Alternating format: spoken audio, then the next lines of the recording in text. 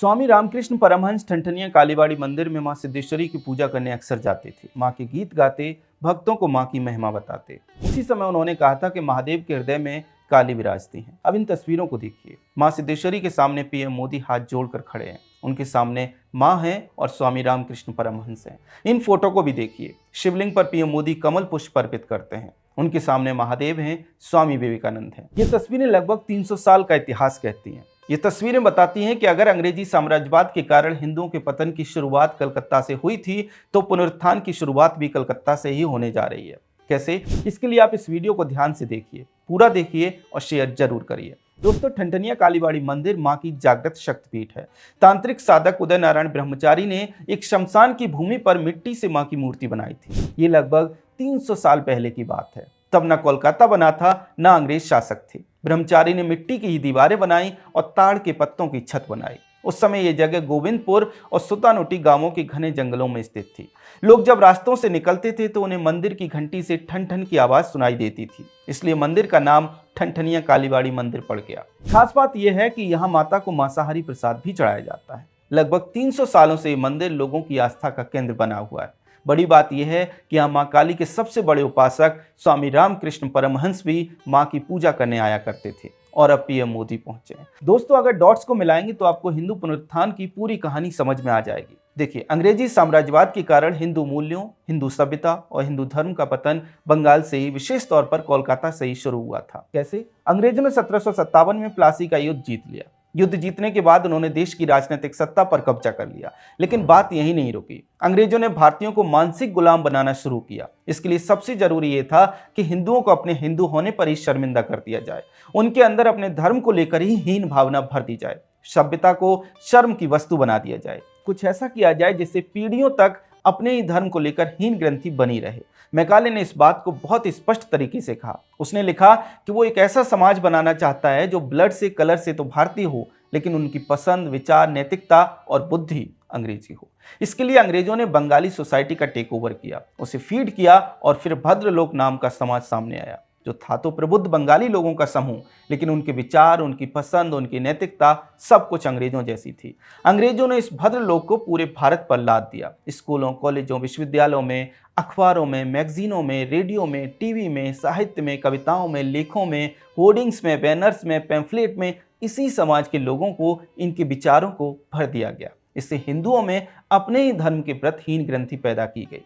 कहने का अर्थ यह है कि जिस दौर को बंगाल का पुनर्जागरण कहकर पेश किया गया, वो दरअसल बंगाल की सरेंडर का दौर था। लेकिन फिर वही बंगाल की भूमि है जिसने भारत को अपने पुनर्जागरण का मार्ग भी दिया। श्री रामकृष्ण परमहंस की दक्षिणेश्वर में दी गई शिक्षा के माध्यम से, स्वामी विवेकानंद के शिकागो धर्म संसद 1893 में गूंजती हुई स्पीच के माध्यम से, ऋषि अरविंदो की पुडुचेरी में योगिक दृष्टि के माध्यम से, बंकिम चंद्र चट्टोपाध्याय के वंदे मातरम और रविंद्रनाथ टैगोर के भारत भाग्य विधाता के माध्यम से उसी धरती ने बार बार जवाब दिए, जिसने औपनिवेशिक घावों को अपने भीतर समेटा।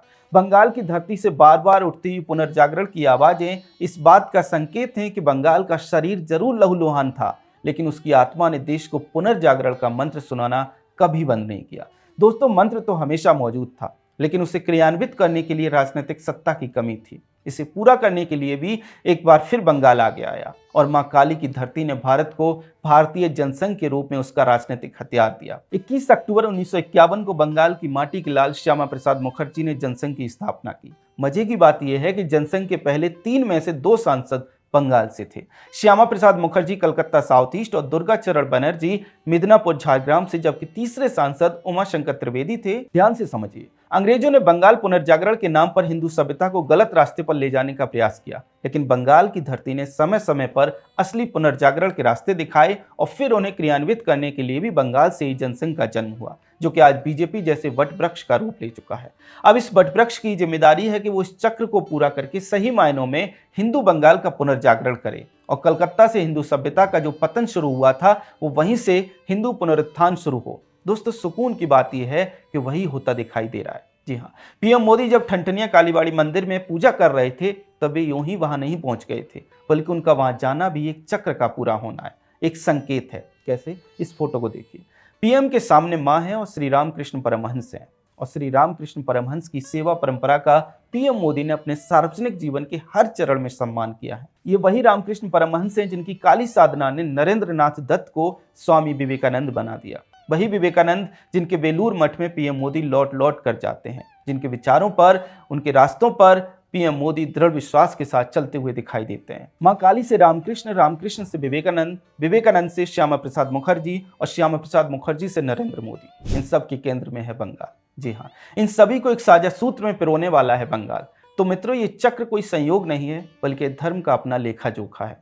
बंगाल में बीजेपी अगर जीतती है तो केवल सत्ता परिवर्तन नहीं होगा, बल्कि बंगाल का अपनी सभ्यतागत भूमिका में पुनः प्रवेश होगा। वही भूमिका जो स्वामी विवेकानंद ने शिकागो धर्म संसद 1893 में भारत की आत्मा के प्रतिनिधित्व के रूप में निभाई। वही भूमिका जिसे रामकृष्ण परमहंस ने मां काली की साधना के माध्यम से तैयार किया। वही भूमिका जिसके लिए मुखर्जी ने कश्मीर में प्राण दे दिए। और भारत के पुनर्जागरण की यात्रा का ये अंतिम पड़ाव बंगाल की अपनी सभ्यतागत भूमिका में पुनः प्रवेश एक ऐसे व्यक्ति के नेतृत्व में पूर्ण होता दिखाई दे रहा है जो मां काली का आशीर्वाद, विवेकानंद के विचार और मुखर्जी के बलिदान को एक निरंतर ज्योति की तरह धारण करता है। कल पीएम मोदी ने ठनठनिया कालीबाड़ी मंदिर में मां के दर्शन किए तो मानो वो मां से हिंदू पुनरुत्थान के अंतिम संघर्ष के लिए उनकी अनुमति, उनकी स्वीकृति और उनका आशीर्वाद लेने जैसा था, जिससे कि 4 मई को वो श्रृंखला पूर्ण हो जिसे अंग्रेजों ने प्लासी के युद्ध के बाद शुरू किया था और एक नया बंगाल उठे और उसके साथ उठे समूचा भारत और अपना मुकुट पहने। वही मुकुट जो 1757 के प्लासी के युद्ध में उसके सिर से छीन लिया गया था। तो दोस्तों, पीएम मोदी के सामने मां और रामकृष्ण परमहंस, महादेव और स्वामी विवेकानंद यूं ही नहीं आए। ये 2 तस्वीरें यूं ही नहीं आई, बल्कि ये तस्वीरें उसी चक्र की पूर्णता का संकेत देने आई हैं, जिसके लिए समय समय पर धर्म की आवाजें बंगाल से उठती रही हैं। खैर, पीएम मोदी की इन तस्वीरों को आप कैसे देखते हैं, कमेंट सेक्शन में हमें जरूर बताएं। अगर आपको हमारा कंटेंट पसंद आता है तो हमारे चैनल को सब्सक्राइब कर लें। जय हिंद।